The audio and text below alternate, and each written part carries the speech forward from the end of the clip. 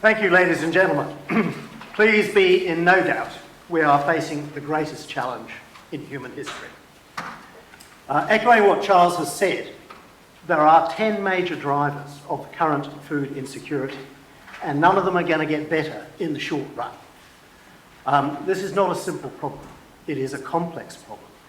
Yes, population is starting to taper off a little bit, but I might point out to you a lot of population growth these days is due to people living longer lives. It's not as susceptible as easy solutions as contraception and things like that. Current UN forecasts are for a population approaching 11 billion towards the end of the century. So the population does not stop growing on January the 1st, 2051. So things are heading up. But the real issue is what's happening on the supply side. You've got this tremendous confluence of scarcities that are building up in the background. All the things that you need to grow food, soil, water, nutrients, are actually becoming scarce, becoming too expensive, and things like that. And it's the confluence of all of these problems that is the issue, not any one of them. We have tended to focus on one or two of them. So it's like the old story of the Indian farmers, the Indian blind men and the elephant, that basically we're not seeing the big picture, we're still seeing the legs or the trunk or something like that. So basically this is a wicked problem. Take water. I mean, a lot of people have already said the world is becoming acutely scarce of clean, fresh water, and that's going to really start to bite in the next 15 years. In every country on earth where it is used to grow food, groundwater is being mined. That is, it is being used to exhaustion. In key food bowl regions of the world, feeding about 1.8 billion people, the groundwater will be exhausted, or key aquifers will be exhausted in about 15 to 20 years. Serious scarcities are now starting to emerge regionally, especially in the Asia Pacific. We're seeing climate change affecting rainfall over the Great Grain Bowls. We're seeing diminishing snowpack on high mountains, which affects the rivers that run off them, shrinking lakes, rivers and aquifers in dry lands like Australia. And all of this is reducing the amount of water needed to double the food supply, which is what we've got to do. But it's also about us. I mean, every single one of us is using 1,240 tonnes of fresh water every year, most of it in the form of food. That means over your lifetime, ladies and gentlemen, you will use enough fresh water to float the USS Enterprise, which is a rather large aircraft carrier. The energy sector is going to double, probably triple, its usage of fresh water. Cities are going to probably double their usage of fresh water. The only place these guys can get fresh water is from farmers, who currently manage about 60 to 70% of the world's fresh water. So farmers are going to be asked to double food production on half the water. And that is a not inconsiderable technical challenge, which I think is not really being factored in at the moment. Let's think about soil loss for a moment. I mean, that light meal that you had for lunch cost the planet 10 kilos of topsoil for each one of you. That's a bucket of topsoil for every person, for every meal. This is our biggest chemical impact on the planet. It's twice as large as carbon, in actual fact. That's how much soil we're displacing every single year. And soil is a limited resource. It's running out. It may ultimately define whether we can keep on farming as such. By the mid-century, the cities of the world will occupy an area the size of China. And that's mostly good arable soil that will never see the plough or the hoof again. There will be many cities of 30 or 40 million people. There will be places like Guangzhou, Shenzhen with 120 million people living in it. But these mighty cities have one terrible flaw, and they are different from all other cities in history.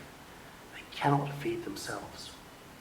They rely on a river of trucks coming every single night to restock the shops. Any disruption, whether it's an oil crisis, a local war, or a climate event, and you will see a big city starving right on your iPhone. Most cities are not prepared and are not being planned for this. So one of the most critical tasks of the 21st century is to redesign our cities for sustainable food production. I'd say the debate about peak oil misses the point. The number I would like to leave you with is that world car production, 62 million vehicles this year, is currently growing 7 times faster than world oil production. So the demand side pull there, the capacity for another oil shock is tending to increase. When that happens, all of the farmers in the developing world who have converted to tractors and things like that will not be able to afford the oil. Quite a lot of the farmers in the developed world will not be able to afford oil. Let me note that food and oil prices are pretty much in lockstep these days. If oil prices go up for whatever reason, food prices go with them. Farmers will tell you that fertiliser prices rise twice the speed of oil prices over history. So there is a real critical issue around all of those things. Energy, the world food system is highly vulnerable to an energy shock, and far more so than in the past. I mean, we each eat 4.1 litres of diesel fuel every day. That's what it takes to get your food on the table in front of you. So, you know, any hiccups in that supply, and the consequences are quite serious. We need a crash program into alternative energy sources that do not compete with food production. Okay, we've got to find something to keep those tractors and trucks rolling when the oil becomes unreliable. As Charles has mentioned, we're the first generation to chuck away up to half our food. That's a picture from the New York Times of how much food the average affluent family throws in the garbage every single month. Between 30 and 50% of farmers' efforts now go to landfill. Fertilisers made from rock phosphate, potash and natural gas are finite. They're just not going to increase anymore. They will become scarce and they may well become unaffordable by mid-century and beyond. So to avoid a nutrient crisis, the world, and Asia especially, must close the nutrient cycle. That is, we must stop chucking these things in the river and in the ocean, and we must put them back into food production. We've talked about climate change. The predictions that I have seen have us losing around about 10% of food for every degree of global warming, though I suspect that that's going to be exponential rather than linear. But the point is, we risk losing half our food right when we're trying to double it. So the target is not 100% more food, it's 150% more food. That's a lot of adaptation on the part of farmers. It's a very big challenge, technically. And the most urgent thing is, how do we develop food systems that are climate proof? I mean, agriculture is manifestly not climate proof. So that's going to be one of the big questions. Charles mentioned R&D. Well, you know, we have actually been cutting R&D throughout the world, in fact, with one or two notable exceptions like Brazil. We've been cutting agricultural R&D since the 1970s. And that has led to the stagnation of yield increases and things like that. We currently spend about $50 billion a year on agricultural and food research and development. But, you know, last year we spent $1,750 billion on new weapons. So humans actually spend 35 times more on better ways to kill one another than on better ways to feed one another.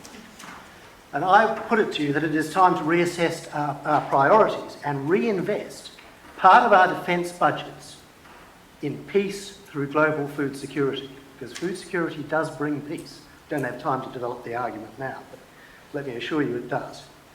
Okay, put simply, what have we got to do? We've got to reinvent how we produce food on farms and in cities. We have to massively reinvest in new knowledge, and we have to share that knowledge globally at light speed. The knowledge is no good sitting in the university library. You know, it has got to go out to farmers everywhere, and it can do that now through social media. We have to design and adopt a healthier, more sustainable diet for a world of 10 or 11 billion. This is not the world of the 1970s. It is a quite different place. Food will be different. And we have to design cities that recycle everything that they now chuck away. Urban farms are already taking off. I mean, that big glass pool has just been built in Stockholm. There are $50 million investments in Holland, in Canada, all sorts of places. It might not make a lot of sense in Australia where land is cheap. But this is one way that you can actually grow food close to where it's consumed, make use of the available resources of wastewater and nutrients, employ an awful lot of people, and you can do it without climate shocks. Okay, the point about this agriculture is that it is more or less climate proof. So there are all sorts of techniques, and there's a lot of interesting discussion going on in the architectural profession at the moment. But this is an area that really has to go. To feed 11 billion people, we are going to need this kind of agriculture as well as the other sort.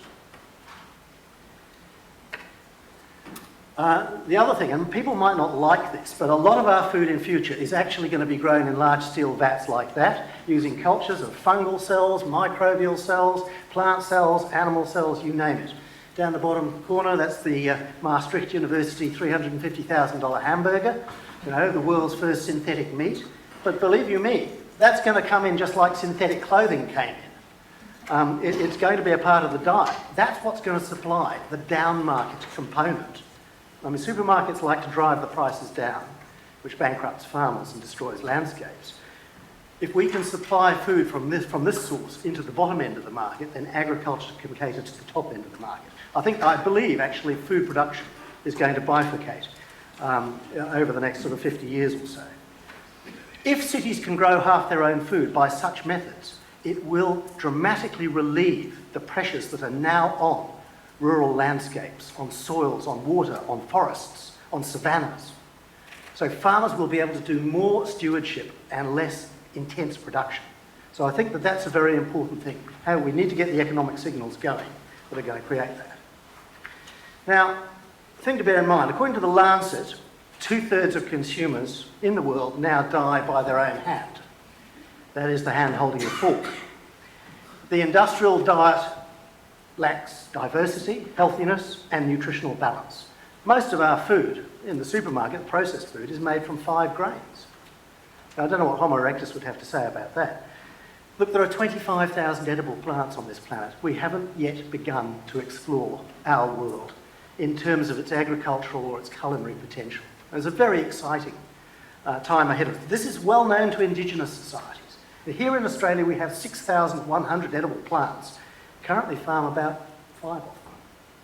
Right? So the opportunity to diversify the diet, to make it much healthier, to tread more lightly on the planet, is really there. We need to create a dining boom and not a mining boom. I believe aquaculture is going to be very big. The simple reason is that the world fish catch has been going down year after year since 2004. We've had a decade of declining catch. We have plundered the oceans, ladies and gentlemen, and we're starting to come up against the sustainability limitations. But there's huge opportunity. Aquaculture is already expanding, but I predict that it's going to be the biggest protein source by 2050 by a considerable margin. World demand for meat and protein in 2050 is forecast to be 550 million tonnes. Okay, now, to grow all that protein, whether you grow it from fish or lambs or cattle or whatever, you're going to have to find 3 billion tonnes of additional stock feed. That means you're actually going to have to discover 3 more North Americas to feed all that meat, right? And as you will find on Google Earth, there are not very many undiscovered continents left, you know. So where's it going to come from, this feed for all of these fish and animals that we're going to... Well, the short answer is water plants. I mean, I predict that this is going to be the biggest farming industry on Earth by the latter part of this century, certainly in the Asia Pacific. These things can produce healthy food for humans, stock feed, textile fibres, biodegradable plastics, safe chemicals, medicines, and other valuable products. Anything you can make with fossil oil, you can make with fresh oil. Above all, you can make oil, right? So oil that is perpetually renewable, oil that powers production and transport, oil that cannot or may not have a carbon footprint, oil that doesn't pollute the planet. So, I mean, let's face it, fossil oil is just the remains of dead algae. All we're doing now is growing it. And look, the opportunities are huge. There are 75,000 species of algae on the planet, so we haven't yet really begun to prospect them in terms of the opportunities. It has been calculated that the whole of the world's transport fuel needs could be met from an area of 57 million hectares. That's 2/3 the size of Tasmania, or I think it's about a quarter the size of Andhra Pradesh in India. But you can grow these things in the sea. You don't have to grow them on land. They do not have to compete in any way with either farming or wilderness. Now, the map shows the areas of the world these are the oil wells of the future, the areas of intense photon density. Because what you need to grow algae is sunshine. Lack of clouds is what it's basically all about. So all of these hot regions of the world, as long as you've got salt water to grow them in, are potential places for algae culture.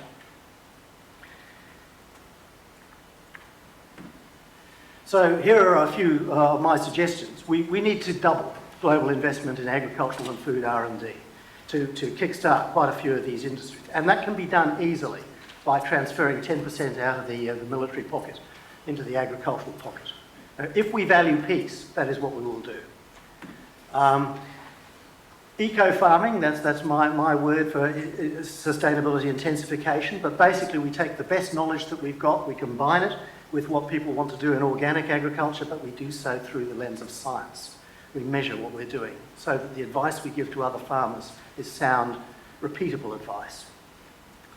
I believe there's got to be a major focus on soil biology. That's where the next big yield leap is coming from, not from genetically modified. That will deliver a lot of valuable crops, but the big one is that black box in the soil, which is biologically much more complicated than what's in your brain at the moment. You know, there's far more species and genes in the soil than there are in the human mind. So there's a lot that can be done in that space. I believe also that the savannas, the world's savannas, have an answer here. If we can use techniques like precision pastoralism to reduce the grazing pressure on the savannas, to revegetate and green them, you can lock up a heck of a lot of carbon.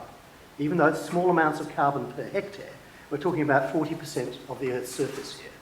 So just by more sustainable grazing and things like that, and you will produce high quality organic meat that sells for $200 a kilo, top price stuff, ladies and gentlemen, top price food, which consumers will seek, giving the producer a fair return, which they're not getting at the moment from the globalised agribusiness system. For deserts and things like that, there's a lot of clever ideas around about solar farming, using that to desalinate salt water and things like that. And so basically, you know, farmers can actually help to moderate climate change. They can be a major factor in moderating climate change by these sorts of approaches. But the one thing we really need, more than anything, ladies and gentlemen, is for consumers who have become separated from their food over the last 30, 40, 50 years, is to understand how to eat healthily, how to eat sustainably. And at the moment, we are poisoning our kids. I make no apology for saying that. We have got to start, I advocate basically a year of food in every junior school on the planet, where every subject you study is taught through the lens of food. You have to make these children aware that as they become consumers and they choose things, they have to choose the right foods. Not just the foods that are right for themselves, though that is important, but the foods that are right for the sustaining of the food supply. They have to have some understanding about that bucket of soil that I mentioned, or the 4.1 litres of fuel that every day is costing. Teaching food is acceptable to all cultures, races and creeds, and the means already exist to share these ideas. This is not rocket science, ladies and gentlemen. It can be done. It can be done quite easily. Here in Australia, Stephanie Alexander has already introduced food into something like 300 schools where people produce and prepare their own foods for school kids. So finally, the challenge of meeting the world's food needs is great, but the opportunities that flow from it are greater still. If we can share knowledge globally and we redouble research, we can develop science-based eco-farming and food production systems that will not fail. We can build healthier, more sustainable diets for everyone. We can reduce the risk of conflict, banish hunger and rural poverty. We can design cities that do not waste. And we can afford to pay farmers, fishers and food producers a fair price so that they can safeguard the earth that feeds us and its wilderness for the future. Thank you.